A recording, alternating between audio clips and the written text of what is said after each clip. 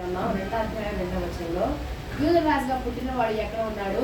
తూర్పు దిక్కున మేము ఆయన నక్షత్రం చూచి ఆయన పూజింపవచ్చునని చెప్పి ఆమె మహాపరిశుద్ధుల మహాగరుడ మహోన్నతుడ సర్వోన్నతమైనటువంటి స్థలంలో నివసించేటువంటి మా ప్రియ పల్లవ తండ్రి, మీ ఘనమైన ఉన్నతమైన నామమును ఇప్పుడు పొందనాలు స్తోత్రాలు సమర్పిస్తూ మీ యొక్క దివ్య వాక్యం మీ అందరూ వేచి ఉన్నాం. నాతో మాతో అందరితో మీరు మాట్లాడండి. మీ ఆత్మాభిషేకం మాకు ప్రసాదించండి. మీ నామ ఘనతను వాళ్ళు వాడుకోండి. వచ్చినటువంటి బిడ్డలు బట్టి మీ స్తోత్రాలు. రావాల్సినటువంటి వాళ్ళని బుద్ధి చెప్పండి, జ్ఞానం దయచేయండి, వివేకం దయచేయండి.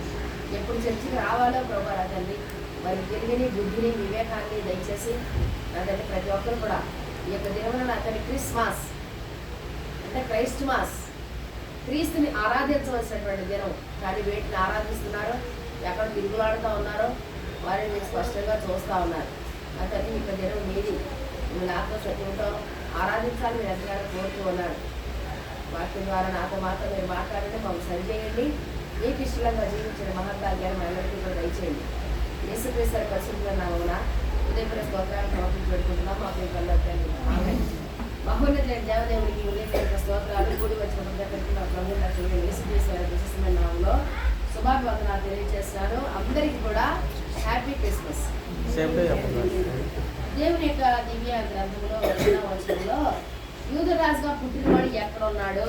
మత్తయి సువార్తలో మీరు చదవబడినటువంటి యొక్క వాక్యాలన్నీ కూడా చూసుకుంటే మీకు ఎక్కడ కూడా ప్రశ్న కనపడదు. కనబడిందా? మత్తయి సువార్తలో కనబడిన మొట్టమొదటి ప్రశ్న ఏంటి అంటే యూదుల రాజుగా పుట్టినవాడు ఎక్కడ ఉన్నాడు? అది ప్రశ్న. ఎవరు అడుగుతున్నారు? జ్ఞానులైనటువంటి వాళ్ళు అడుగుతూ ఉన్నారు.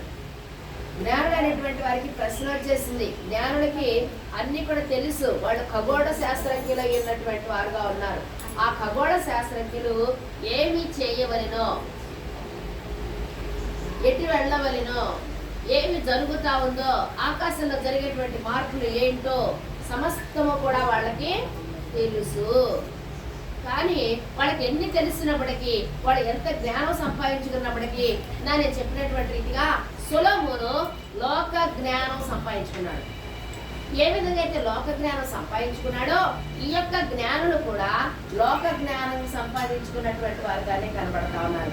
అందునిమిత్తమే ఒక నక్షత్రం పుట్టిందనేటువంటి విషయాన్ని తెలుసుకొనగలిగి ఆ నక్షత్రం మీరు ఎక్కడికి నడిపిస్తా ఉంది, యేసుక్రీస్తు ప్రభువారు ఉన్న చోటికి వెళ్ళగలిగామా లేదా అనేటువంటి సంగతి వాళ్ళు తెలుసుకోలేక హేరోదు రాజు యొద్దకు వెళ్ళి అక్కడికి వెళ్ళి అడుగుతున్నారు, యూదుల రాజుగా పుట్టినవాడు ఎక్కడున్నాడు? మొట్టమొదటి ప్రశ్న. మనకి బైబిల్ గ్రంథంలో మొట్టమొదటి ప్రశ్న ఎక్కడ కనిపిస్తుందంటే ఆదికాండం 3వ అధ్యాయంలో కనిపిస్తుంది. మొదట ప్రశ్న వేసింది ఎవరంటే సాతాను ప్రశ్నించాడు, ఇది నిజమా? చూడండి, ఇది నిజమా అంటూ అవ్వమ్మ దగ్గరకు వచ్చాడు. డౌట్లు రాయడు వాడు, డౌట్ పెట్టి వదిలేశాడు. ఇది నిజమా అంటే ఏది అంటే ఇదిగో దేవుడు ఈ వృక్ష ఫలములలో వేటినైనను మిమ్మల్ని తినవద్దని చెప్పనా? మరి రెండో ప్రశ్న వేశాడు. అనగానే రెండో ప్రశ్నకి స్పందించింది అవ్వమ్మ అంటుంది, అవును, మీరు ఈ యొక్క తోటలో ఉన్నటువంటి వృక్ష ఫలములన్నింటినీ కూడా తినచ్చు, కానీ తోట మధ్యలో ఉన్నటువంటి ఆ యొక్క పండుని మీరు తినకూడదనియో ముట్టకూడదనియో చెప్పిన. వాడి గాలి సోకేసింది దేవుడికి. వాడు వచ్చాడు, వాడి గాలి సోకింది, అబద్ధం చెప్పేసి కదా. తినకూడదనియో ముట్టకూడదనియో అంటే కల్పించి, మరొక మాట కల్పించి చెప్పేస్తాం. దేవునితో ఉండేటువంటి సంబంధం ఎవరికి తెలుసు అధికంగా అంటే ఆదాముకు మాత్రమే తెలుసు. అవ్వమ్మకు అంతగా తెలియదు దేవుని గురించి. ఆదాము చెబితే అవ్వమ్మకు తెలిసేటువంటిది. తినద్దు, ఇదిగో ఆదామా నీవు తిను, దీనమున నిశ్చయంగా చచ్చదవు అని ఆదాముకి ఖండితంగా దేవుడు ఆజ్ఞాపించాడు. అని విన్నాడా?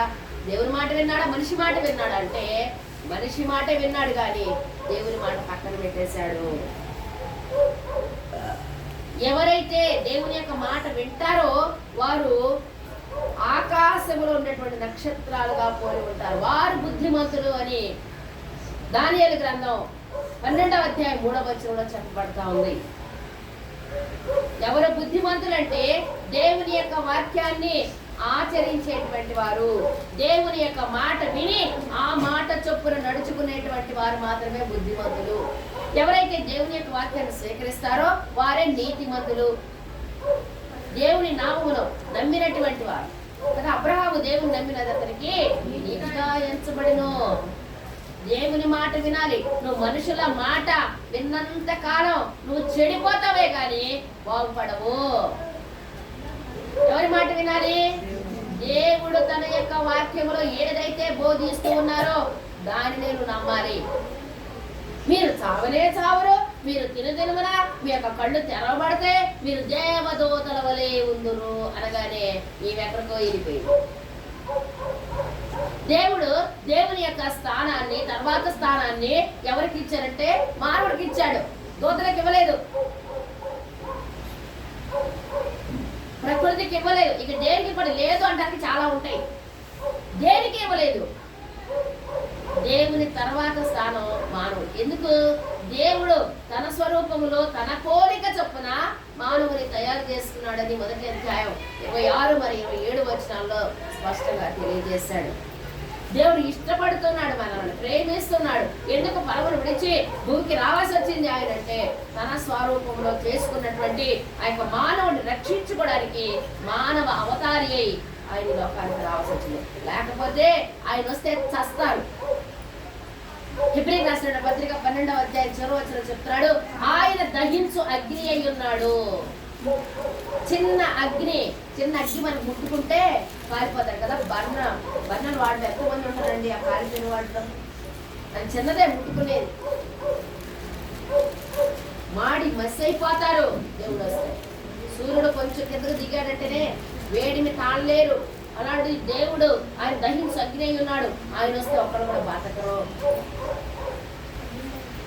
అందుకే ఆయన నోటి మాటకు యోహాను సువార్త 14వ వచనం ప్రకారం ఆయన నోటి మాట అదే వాక్కు, అదే వాక్యము, ఆ వాక్యమే శరీరధారి కృపా సత్య సంపూర్ణంగా మన మధ్య నివసించెను. ఆ సర్వోన్నతమైనటువంటి దేవదేవుడు ఆయన యొక్క నోటి మాటకు రూపాన్ని కల్పించి తన ప్రియకుమారుడైనటువంటి యేసుక్రీస్తు ప్రభువారిగా ఈ లోకానికి పసి బాలుడిగా ఆయన రావడానికి ఇష్టమైంది, పంపడానికి దేవునికి ఇష్టమైంది. తండ్రి అయినటువంటి దేవుడు ఇవ్వకపోతే, యేసుక్రీస్తు ప్రభువారిని మనకి ప్రమాణము చేయకపోతే మనం అందరం నరక పాత్రలో, పాపంలో ఉండేటువంటి వారు, పాపంలో నశించిపోయేటువంటి వారు. కానీ మనం ఆ విధంగా ఉండటం ఇష్టం లేక సర్వోన్నతమైనటువంటి దేవదేవుడు మనల్ని కాపాడాడు. ఈమె తిన్నది, ఈయనే భర్తకు ఇచ్చింది. దేవుడు వేసేటువంటి ప్రశ్న, మూడో ప్రశ్న దేవుడు వేస్తున్నాడు. కొన్ని అవ్వమ్మ అడగాలి కదా, ఆదాము వచ్చాక నాకు ఇలా చెప్పారు పర్వాలేదా తినచ్చా అని మూడో ప్రశ్న వేయచ్చు కదా. వేయలేదు. ఈమె తిన్నదే, నువ్వు తింటావా చేస్తావా అని కూర్చుంది, తిన్నాడు. మొదటి 2 ప్రశ్నలు సాతాను వేశాడు, మూడో ప్రశ్న దేవుడు వేశాడు. ఏమని? ఆదామా ఎక్కడ ఉన్నావు? దేవుడు మానవుడిని వెతకాల్సినటువంటి పరిస్థితి వచ్చేసింది. మానవుడు దేవుడు చెప్పినటువంటి మాట వెనక సాతాను చెప్పినటువంటి మాట విని వారు దిగంబరులు అయిపోయి దాక్కునే చోటుకి వెళ్ళిపోయారు. ఆయన గరుడికి మరుగై ఉన్నది ఏదీ లేదు, ఆయనకు సమస్తము విదితమే దేవునికి. కానీ ఏం చెబుతాడా ఆదాముకు అవకాశం ఇచ్చాడు దేవుడు. నువ్వు ఎక్కడున్నావంటే, అయ్యా నా బుద్ధి తక్కువైంది, నేను చేశాను క్షమించని ఆదాము మీద పడతాడేమో, పోలే క్షమిద్దాం అనుకున్నారేమో దేవుడు, నాకు కూడా తెలియదు. అలా అనుకుని అడిగారేమో, నీకు తిన్న పండు నువ్వు తిన్నావా? అవునయ్యా తిన్నాను అని చెప్పలేదు. డొంక తిన్న మాటలు ఎందుకు? వేరే వాళ్ళ మీద వేసేయడం ఎందుకు? అబాండాలు వేయడం అంటారు కదా. నీవు నాకు ఇచ్చిన స్త్రీయే దేవుని మీద అబాండం వేసేసాడు, ఈమె ఆమె మీద అబాండం వేశాడు. నాదే తప్పు లేదు. దేవుడు నీకు చెప్పాడు కదా స్పష్టంగా, నువ్వు తినలేవు నిశ్చయంగా చస్తావని. నేను తిననే, నువ్వు తిన్నావా?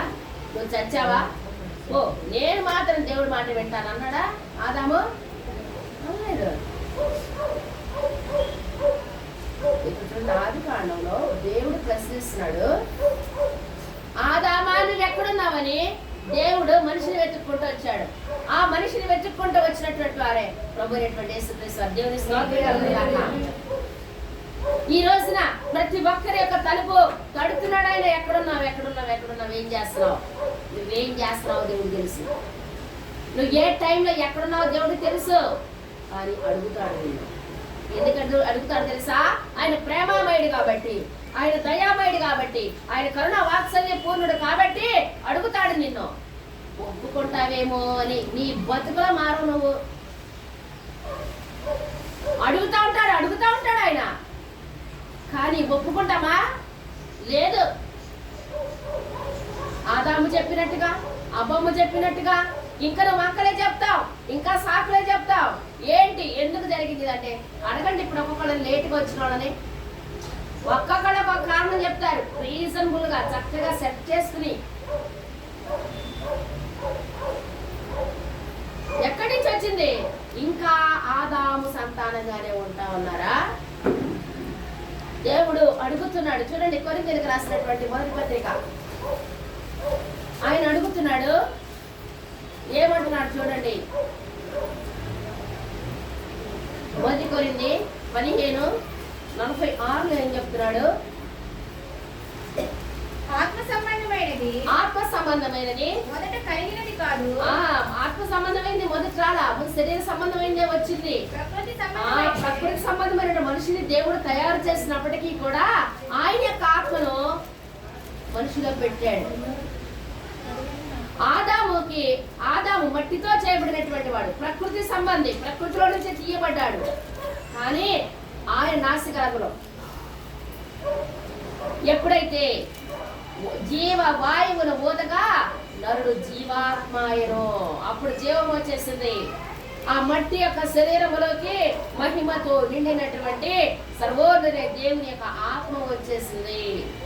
దేవుడు ఎందుకు పాట పడుతున్నాడంటే ఆ ఆత్మ ఎవరిదంటే దేవునిది. సర్వ మానవాళిని కూడా ఆయన ప్రేమిస్తున్నాడు.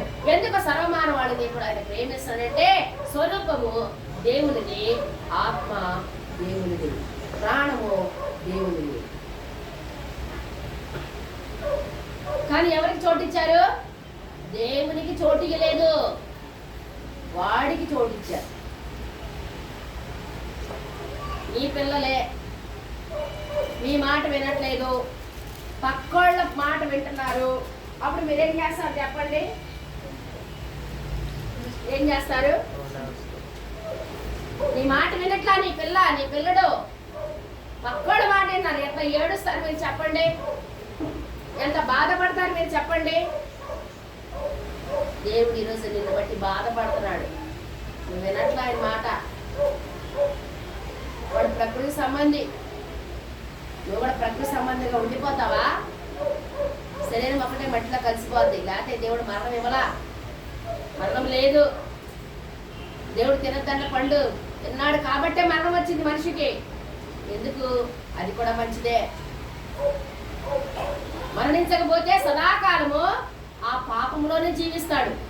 కానీ మరణింపచేసి శరీరాన్ని మట్టిలో కలిపి ఆత్మని ఆయన దగ్గరికి చేర్చుకుంటాడు. రాశాడు కదా ప్రసంగి గ్రంథంలో, చౌరాధ్యాయం చెప్తాడు కదా, మన్నైనది తిరిగి మన్నైపోవును, ఆత్మ నాకు దయచేసిన దేవుని యొద్దకు చేరును. హల్లెలూయా. ఆత్మ దేవుని. ఆది ఆదాము ద్వారాగా మనకి పాపము సంక్రమిస్తే కడపటి ఆదామైనటువంటి యేసుక్రీస్తు ప్రభువారి ద్వారాగా మనకు నిత్య జీవము, నిత్య ఆనందము, నిత్య సంతోషం మనకు కలగజేశాడు ఆయన. అందుకే మన పాటలు పాడుకుంటున్న మహా ఆనందమే, మహా సంతోషమే యేసు పుట్టే ఇళ్లలో. ఒక్కరోజేనా మన పండగ క్రైస్తవులమా? ఈ ఒక్కరోజే క్రీస్తుని ఆరాధిద్దామా? క్రైస్ట్ మాస్ అంటే అర్థం ఏంటంటే క్రీస్తుని ఆరాధించు అని అర్థం. కానీ నువ్వు ఎవరిని ఆరాధిస్తున్నావో చూసుకో. క్రీస్తుని ఆరాధించేటువంటి వారంగా ఉండాలి, దేవుని మహిమపరిచేటువంటి వారంగా ఉండాలి. చూడండి, కొరింథీయులకు రాసిన మొదటి పత్రిక 15 అధ్యాయం 45వ వచనం చదవండి ఒకసారి. ఇందు విషయమై ఆదామును మొదటి మనుషుడు జీవించు ప్రాణి ఆయను రాయబడి ఉన్నది. ఆ. కడపటి ఆదామైన జీవింపజేయు ఆత్మ ఆయను. అది ఎంత గొప్ప విషయం చూసారా. ఇద్దరు ఆదాములే, మధ్యలో ఇంకొక మూడవ ఆదాము నాలుగో ఆదాము లేరు. రెండవ ఆదాము అంటే యేసుక్రీస్తు ప్రభువారికి, ఆ తర్వాత ఇంకొక ఆదాము లేడు. మొదటి ఆదాము ద్వారా ఏమొచ్చిందంటే పాపం అనేది వచ్చింది. ఆ పాపంలో జీవిస్తున్నాడు. మనం బాప్తిసం పొందాము, యేసుక్రీస్తు దేవుడు రక్షకుడని మనం ఒప్పుకున్నాము. పాపం చేయకుండా మానేసామా? అబద్ధాలు ఆట మానేశాను అన్నోడు చేయొద్దండి. నేను ఇంతవరకు అసలు బాప్తిజంలో ఒక్క తప్పు చేయలేదు అన్నాడు దేవుడు చేయొద్దండి. నిన్ననేమంటే బయట వాళ్ళు ఏమంటున్నారు తెలుసా? మీరు చెబుతారు, మీరు బాప్తిజం తీసుకుంటారు, మీరు చేసే దేవుడు అని చెప్తారు, మీరు నమ్ముకున్నామని చెప్తారు, ఆదివారం చర్చికి పోతారు, మీ వాళ్ళు చేసే పనులు తెలుసా? మొన్న ఒక ఆట అతను అంటున్నాడు, దేవుని యొక్క వాక్యాన్ని పాటించాలి మనం. ఇది శరీరమే, దిస్ ఇస్ ఫ్రెష్, ఇది శరీరం, ఇది పాపభూయిష్టమైనటువంటిది. కానీ కంట్రోల్ చేసుకునేది కూడా నీ చేతులు పెట్టాడు దేవుడు. ఇంద్రియ నిగ్రహం కలిగిన ఆత్మనే దేవుడు మనకు అనుగ్రహించును కానీ పిరికి ఆత్మ ఇవ్వలేదు. 4:4 అంటాడు, భయములంది పాపము చేయకండి అంటున్నాడు. పిరికాత్మ మీకు ఇలేదు నా బాబు, మీరు పాపం చేయడానికి. ఇంద్రియ నిగ్రహాన్ని నేను మీకు ఇచ్చాను, మేము ఇంద్రియాలని నిగ్రహించుకోవాలి. ఏంటండి ఇంద్రియాలు? ఏంటి ఇంద్రియాలు? ఇంద్రియాలు అంటే ఏంటి?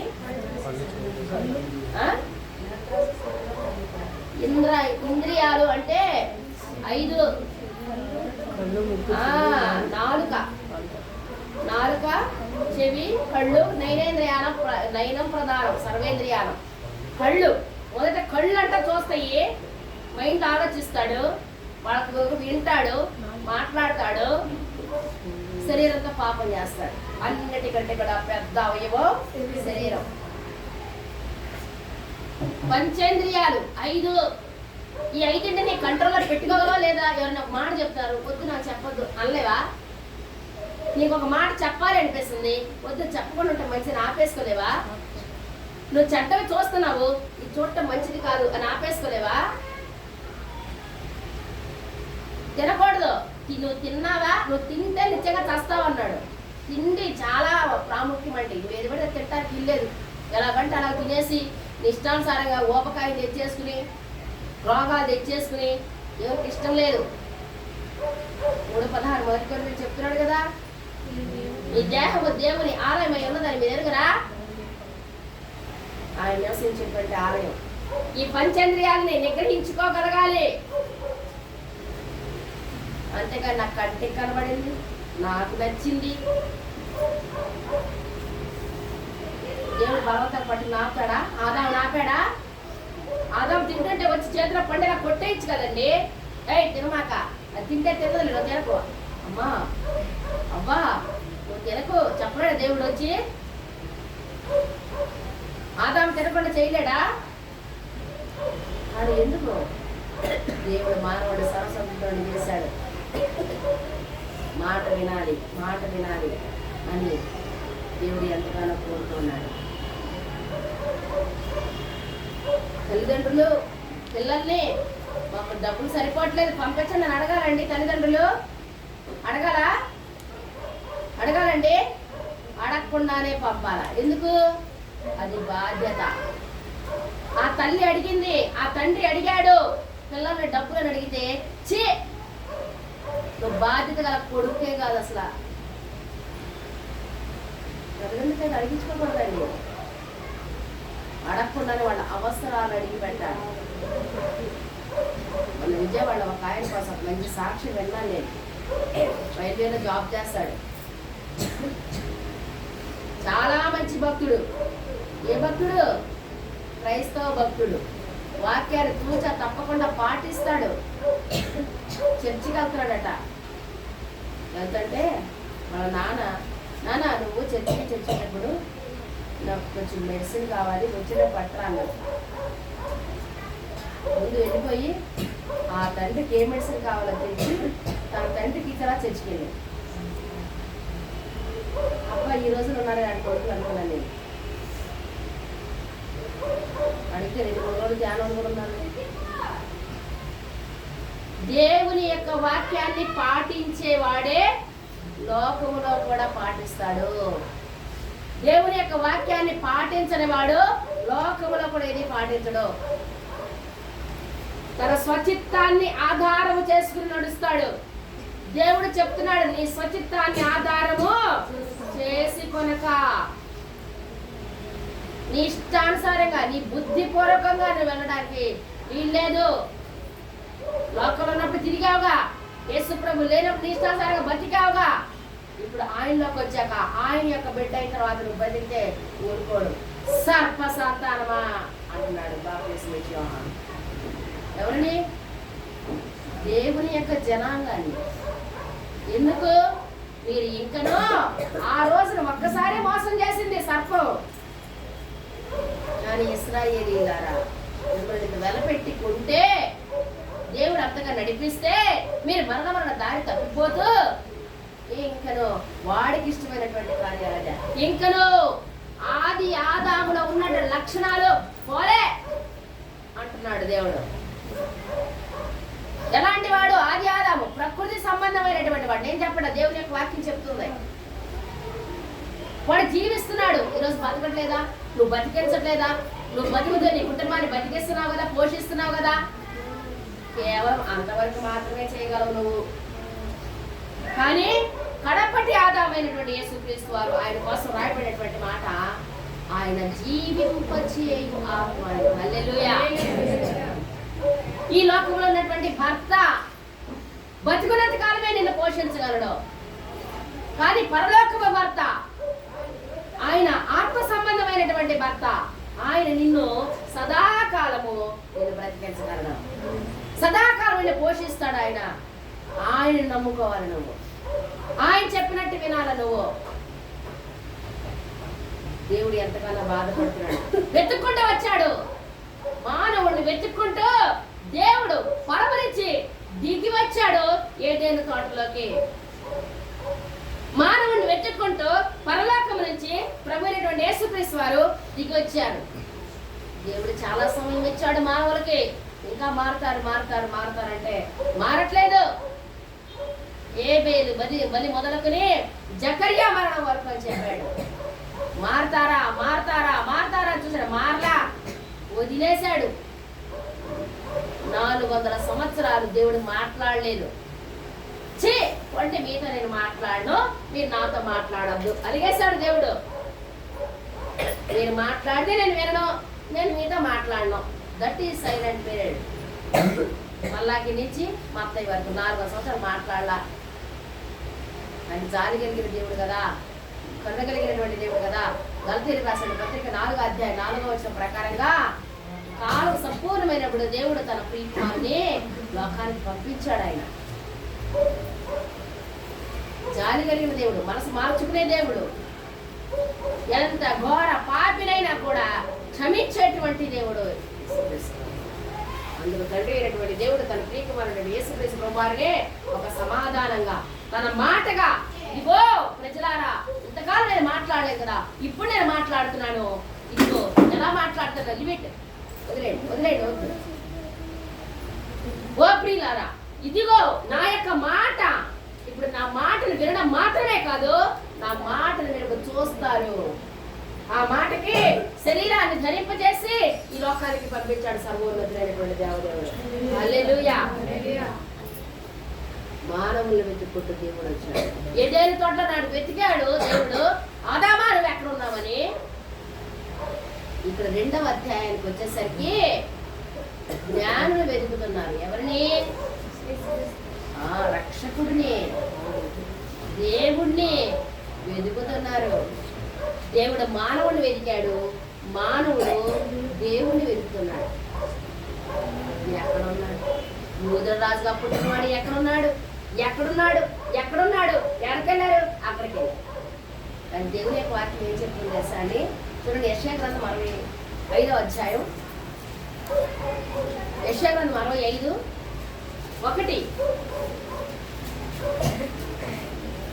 నా యొద్ద విచారణ చేయని వారిని నా దర్శనములకు రాణించితిని. నా దర్శనాన్ని రానిచ్చాను. నన్ను వెతకని వారికి నన్ను వెతకని వారికి నేను దొరికితిని. వెతకని వారికా? వెతకని వారికి ఆ.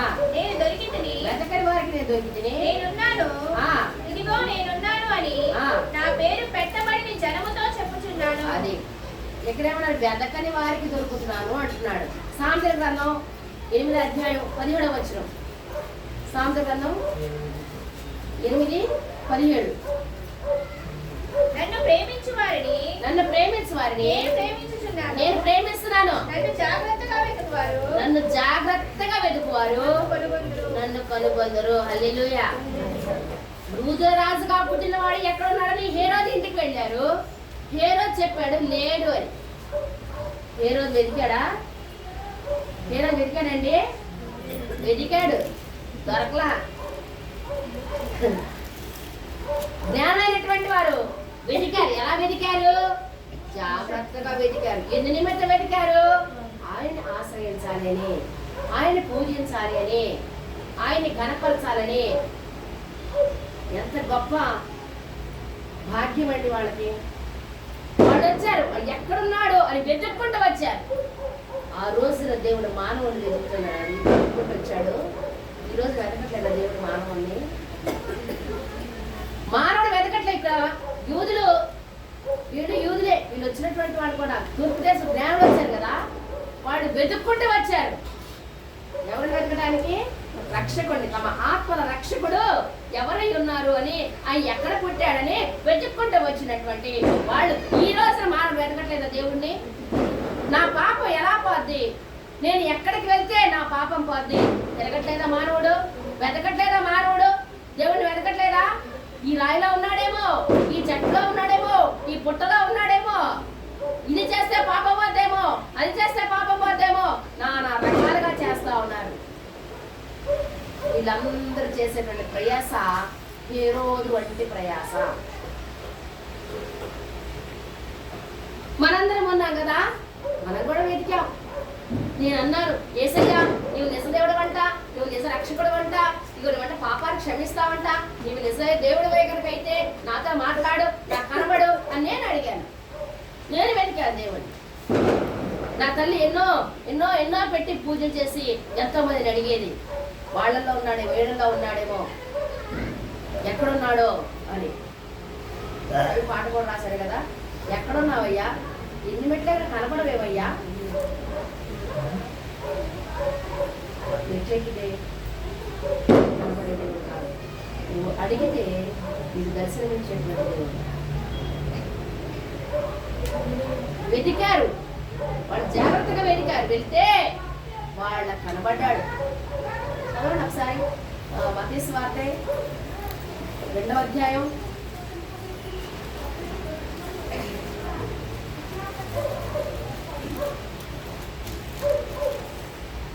10వ వచనం. వారు ఆ నక్షత్రమును చూచి అత్యానందభరితులై ఇంటిలోనికి వచ్చి మరియును ఆ శిశువును చూచి సాగిలపడి ఆయనను పూజించి తమ పెట్టెలు విప్పి బంగారమును సాంబ్రాణిని ఓడమును కానుకలుగా ఆయనకు సమర్పించిరి.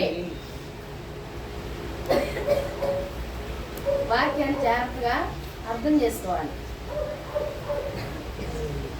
వాళ్ళ పెట్టెలు విప్పారు, ఏమేమి తెచ్చారట?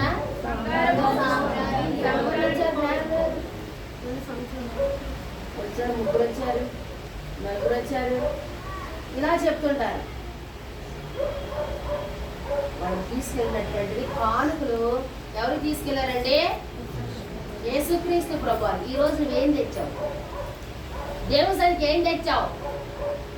ఇంకా చిరిగిపోయిన 10 రూపాయలే, ఇంకా మాసిపోయినటువంటి ఆ 20 రూపాయలే. పోయిన వారం వేసిన నోటు ఉంది 20 రూపాయలు, ఇప్పుడు కూడా చూపిస్తాను. మీరు కోడిగుడ్డుకి వెళ్తే అది చెల్లి ఉండదు, తెచ్చి దేవుడికి వేసారు. వేసిన చేతులు దేవుడు చూసిగా, దేవుడు చూశారు కదా వేసిన చేతుల్ని. మీ చేతులకు తెలుసా మీరు ఏం చేశారో? పక్కనోడు చూడట్లా, పక్కనోడు చూడరు, పైనోడు చూస్తాడు. అన్ని ఎరికి ఆయనకి. మనం ఏమనుకుంటున్నామంటే క్రిస్మస్ అంటే కానుకలు ఆడకివ్వటం వీళ్ళకివ్వటం అనుకుంటున్నాం మనం. దేవుని యొక్క సన్నిధానానికి తీసుకుని వస్తే దేవుని యొక్క సన్నిధానం నుండి అనేక మంది పేదలు సువార్త ప్రకటించడానికి ఖర్చు పెట్టాలి. అసలు చేయాల్సిన పని మనం అది చేయట్లా. మనం సువార్త చేయదు. సువార్తకి రండి అంటే రారు. సువార్తకి రండి అంటే ఒక్కొక్క అమ్మ ఒక్కొక్కటి చెప్తుంది అనమాట. ఆయన కొరకు ఆత్మను సంపాదించాలి. ఇప్పుడు తెస్తావు, బంగారం తెస్తావు, బోడం తెస్తావు, సాంబ్రాణి తెస్తావు. ఎక్కడ వేస్తావు? ఇక్కడ వేస్తావా? సాంబ్రాణి కొరకు వేస్తావా?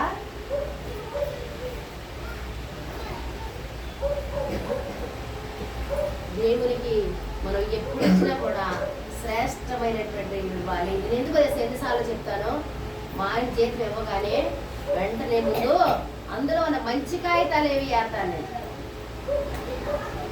ఒక సంవత్సరం మేము పాస్టర్స్ మీటింగ్ పెట్టినప్పుడు సీల్డ్ 200 నోట్లు 200 నోట్లు ఉంటాయి కదా, సీల్డ్ అని కొత్తవి అవి ఇస్తే పాస్టర్ గారు ఎంత సంతోషపడిపోయాడు. మనము దేవునికి ఇచ్చిన, దైవజనులకు ఇచ్చిన శ్రేష్టమైనవి ఇవ్వాలి.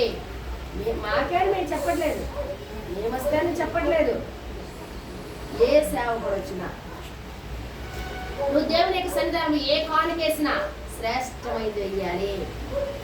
ఆరాధనలో ఒక భాగం ఆయనకు కానుకలు సమర్పించడం. ఎంతమంది అర్థం చేసుకున్నారు?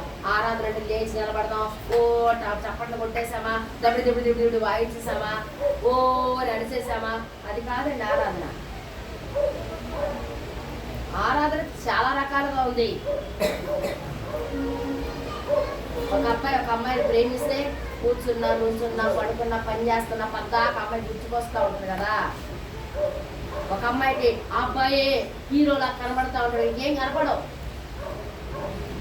అంటే దాని అర్థం ఏంటంటే ప్రేమ పీక్స్కి వెళ్ళిపోయింది, ఆరాధనలోకి వెళ్ళిపోయింది. ఆడలే నేను మోసం చేస్తాను. దలీలా ఏ విధంగా అయితే సంసోనుని అప్పగించిందో ఆ అమ్మాయి నిన్ను అప్పగిస్తా ఒకనొక రోజున, ఆ అబ్బాయి అప్పగిస్తాడు నిన్ను ఒకనొక రోజున. నువ్వు ప్రేమించటం, నువ్వు ఆరాధించటం ఎవరిని చెయ్యాలి అంటే క్రీస్తుని చెయ్యాలి. నీ ఆరాధన ఎలా ఉండాలంటే నీ హృదయపూర్వకంగా ఆయన్ని ఆరాధించాలి. ఆయన్ని ఆరాధిస్తే బోరుడన్ని ఆశీర్వాదాలు ఉన్నాయి. ఎంతో లాభం, ఎంత నేను చెప్పలేను, ఎన్నో లాభాలు ఉన్నాయి. ఆయన్ని ఆశ్రయిస్తే, ఆయన్ని ఆరాధిస్తే. కానీ ఆయన్ని ఆశ్రయించవు, నువ్వు మనుషుల్ని ఆశ్రయిస్తావు. మనుషులను నమ్ముకున్నట కంటే యెహోవాను ఆశ్రయించడం మేలు. రాజును నమ్ముకున్నట కంటే, ఒక రాజు తలుచుకుంటే దెబ్బల కొదువా? రాజుగారి దగ్గర ఉన్నది ఏమన్నా ఉందా? ధనాగారం ఉందా ఆయన దగ్గర? కానీ దేవుని వాక్యం చెప్తుంది, నువ్వు రాజును నమ్ముకోకు. మనుషులు నమ్ముకున్నావా? రాజు నమ్ముకున్నావా? ఏం లేదు, నిన్ను తీసుకొచ్చి కూర్చోబెడతాడు. జాగ్రత్త. దేవుని మాట నువ్వు వినకపోతే నిన్ను ఎలా చేజిక్కించుకోవాలో దేవుడు తెలుసు. నువ్వు దేవుని మాట వినకపోతే నిన్ను ఎక్కడ కూర్చోబెట్టాలో, ఎలా కూర్చోబెట్టాలో ఆయనకి బాగా తెలుసు. క్రిస్మస్ అంటే పండగ, కొత్త బట్టలు వేసుకున్నాను, సంకలు గుర్తుకోవటం కాదండి. అదొకటే కాదు, దేవుని దృష్టిలో నువ్వు ఉన్నావు, దేవుని లెక్కలో నువ్వు ఉన్నావు, దేవుని యొక్క ప్రణాళికలో నువ్వు ఉన్నావు. తప్పించి తిరుగుతున్నాను అనుకుంటున్నావా? మనుషుల్ని తప్పించి తిరుగుతావు, దేవుడిని తప్పించి తిరగలేవు. దేవుడు మానవుడు దేవుడిని వెతుక్కుంటూ వచ్చాడు. ఈ రోజు వరకు కూడా వెతుకుతూనే ఉన్నాడు. ఆయన అంటున్నాడు, నన్ను జాగ్రత్తగా వెతుకు వారికి నేను దొరుకుతాను. ఈ రోజున నిజమైనటువంటి క్రిస్మస్. ఆయన నిజంగా ఆరాధించడానికే వచ్చావా? అయ్యా నా బతుకులో ఇన్ని చేసావు, జనవరి నెల నుంచి డిసెంబర్ నెల వరకు, ఏదో ఫస్ట్ తారీఖు చెప్పుకోవడం కాదండి. యేసయ్యా నా కొరకు అద్భుతం ఏంటి అంటే, సర్వోన్నతుడైనటువంటి దేవుడు పరమును విడిచిపెట్టి ఆయన యొక్క శుద్ధిని, ఆరాధనని, కొటాను కూడా దోతలను అన్ని విడిచిపెట్టేసి తన మహిమంతా పరలోకంలో పెట్టుకుని ఏమీ లేనివాడుగా, పసిబాలునిగా ఒక స్త్రీ గర్భములో ఉద్భవించి ఆయన యొక్క జన్మము బాల యేసుతోనే ఆగిపోతే ఈ రోజు నీకు నాకు రక్షణ లేదు అని ఎక్కడ కొనసాగిందండి. ఎందుకు వచ్చాడు? ఆమె తన తొలిచూరి కుమారుని పొత్తి బుడ్డలతో చుట్టి రాశాడా? రాశాడు లోకస్వార్త 2వ అధ్యాయం 7వ వచనం ఉందా? పొత్తి గుడ్డలతో చుట్టి. ఎందుకు చుట్టింది పొత్తి గుడ్డలతో? వాట్ ఈజ్ అవేంటారు? డెడ్ క్లాత్స్, మరణపు వస్త్రములవి. టైట్ చేసిందట ఆ బాడీని. ఆయన ఎముకలలో ఒక్కటైన విరిగి ఉండలేదు. ఆయన పస్కా బలి పశువు. ఆయననే అన్ని దెబ్బలు కొట్టినప్పుడు ఒక్క ఎముక కూడా పెరగలేదు. ఎంత స్ట్రాంగ్ చూసారా? ఎందుకంటే దేవుడు మరియకి చెప్పాడు, నా కొడుకుని నువ్వు చాలా స్ట్రాంగ్ గా పెంచాలి. అందుకే ఆమె తన తొలిచూలు కుమారుని పొత్తి గుడ్డలతో చుట్టింది, టైట్ చేసింది బాడీని అంతటిని. ఎక్కడ ఏ ఒక్క ఎముక కూడా విరగకుండా పస్కా బలి పశువుగా ఆయన నీ కోసం నా కోసం ఆ యొక్క సిలువలో మరణించాడు. ఆయన మరణించకపోతే మన పాపాలు చచ్చిపోవు. ఆయన మరణించి అలాగే ఉండిపోతే ఈ రోజు యేసే నువ్వు నేను ఆరాధించాల్సిన అవసరం లేదు. క్రిస్మస్ తో ఆగిపోలేదు. ఈ యొక్క జన్మము ఎక్కడికి సాగింది అంటే గుడ్ ఫ్రైడేకి సాగింది. గుడ్ ఫ్రైడేతో ఆగిపోలేదు, ఈస్టర్ తో నిలబడింది. ఈస్టర్ లేకపోతే నీకు నాకు పునరుద్ధానం లేదు. అందువల్ల ఈరోజు ఎందుకు రావదేశా నువ్వు? జనవరి నెల పడిందట. జనవరి నెల నుంచి డిసెంబర్ వరకు నన్ను కాచావయ్యా, కాపాడేవయ్యా, నీకు వందనాలు. తుచ్చ నీచ మానవుడి నా కోసం సర్వోన్నతమైనటువంటి నీవు పసివారునిగా ఈ లోకానికి రావడం ఏంటయ్యా? ఏమిస్తే రుణం తీర్చుకుంటానయ్యా నేను. కాబట్టి అయ్యా సాగిల పడతాను. సాగిల పడ్డారా లేదా జ్ఞానులు? సాగిల పడ్డారా లేదా అండి? ఉన్నారు కొంతమంది బైబిల్ కథలో సాగిల పడినటువంటి వారు. వేరేసారి చెప్తాను నేను వాక్యం. సాగిల పడ్డారు వాళ్ళు జ్ఞానులు. ఎవరికి? యేసుక్రీస్తు ప్రభువారికి. మరియును ఆ శిశువును చూచి ఆయనకు సాగిలపడి ఉరక్కి ఆయనకి బంగారమును, బోడమును, సాంబ్రాణిని ఆయనకి కానుకలుగా ఇచ్చారు. కాబట్టి ఈ సమయంలో నువ్వు కూడా సాగిలపడు, సాష్టాంగపడు, చెప్పు ఆయనకి కృతజ్ఞతలో. ఏదో లేచా, నిలబడ్డావు, పాడబడావు, అది కాదు ఆరాధన. నువ్వేంటి తెచ్చావు ఈ రోజున? సుజితం ఆయన్ని ఆరాధిద్దాం. అయ్యా నిన్ను ఆరాధించడానికి వచ్చాను. నిజంగా నువ్వు ఆయన్ని ఆరాధించడానికి వస్తే అయ్యా నేను నిన్ను ఆరాధించడానికి వచ్చాను చెప్పాయి. తలంచు, అడుమయ్యి, మోకరించు. నువ్వు ఇప్పుడు కనుక మోకాళ్ళు లేకపోతే నీకు తొందరగా ముడుకులు పోతాయి. నిజం చెప్తున్నాను నేను. నువ్వు రోజు మోకరించి ప్రార్థన చేయలేదా నీకు తొందరగా మోకాళ్ళ నొప్పులు వచ్చేస్తాయి. మెట్టెక్కలేవు, దిగలేవు. నువ్వు మోకాళ్ళు వేసి ప్రార్థన చేస్తే నీ దగ్గరికి 66 రోగాలు రా దగ్గరికి. మోకరించి నిజంగా అసలు సాగరపడాలి, సాష్టాంగపడి ఆయన సూచించాల్సినటువంటి వారమై ఉన్నాం. మహాపరిశుద్ధుడవయ్యా, మహాగరుడు, మహోన్నతుడు, సర్వోన్నతమైన స్థలంలో నివసించేటువంటి వాడు నాడు ఆయన మా యొక్క తొలి ఆదాము పాపంలో పడిపోయాడు. మాకు ఆ పాపం సంక్రమించింది. కానీ ఆ ఆది ఆదాము ద్వారా సంక్రమించినటువంటి పాపాన్ని తొలగించడానికి కడపటి ఆదామైనటువంటి యేసుక్రీస్తు ప్రభువారిని నా కోసం, మా కోసం ఈ భూమికి పంపించినటువంటి మా పరమ ప్రభు శిలువలో ఉంచుతున్నామయ్యా, సాష్టాంగపడుతున్నామయ్యా, సాగిలపడుతున్నామయ్యా. మా అపరాధాలు, దోషాలు, పాపాలు అన్నిటిని వెంట పెట్టుకుని వచ్చామయ్యా. బుద్ధిహీనమయ్యా అయ్యా, కుక్క వంటి వారము. ఒప్పుకుంటున్నా మళ్ళా కుక్క తన వాంతికి తిరిగినట్లుగా మళ్ళా అదే పాపాలు చేసేటువంటి వారం ఉంటున్నాం. క్షమించండి. ఇప్పటి నుంచి అయినా బుద్ధి తెచ్చుకుని ఈ యొక్క వాక్యానుసారంగా జీవించే జీవితాలు ఆయన మా యొక్క హృదయమే ఒక ఆరాధనగా, మా జీవితమే ఒక ఆరాధనగా మీకు సమర్పించేటువంటి వారిని ఉండేటువంటి భాగ్యాన్ని దయచేయమని నిన్నటువంటి వాక్యం మా యొక్క హృదయ క్షేత్ర లోతుల్లో నాటి ఫలింప చేయమని సంపూర్ణంగా మమ్మల్ని మేము మీకు సమర్పించుకుంటూ మీ పరిశుద్ధ పాదాలకు సాగిలపడుతూ సాష్టాలు మమ్మల్ని మీ యొక్క పాద ధూళి మట్టుకు తగ్గించుకుంటూ మిమ్మల్ని ఆకాశం మట్టుకు హెచ్చిస్తూ మా కొరకు త్వరలో రానయ్యున్న యేసుక్రీస్తు వారి పరిశుద్ధ పుణ్యమున స్తోత్రార్పణ సమర్పించి పెట్టుకుంటున్నాం మా ప్రియ తండ్రి ఆమేన్.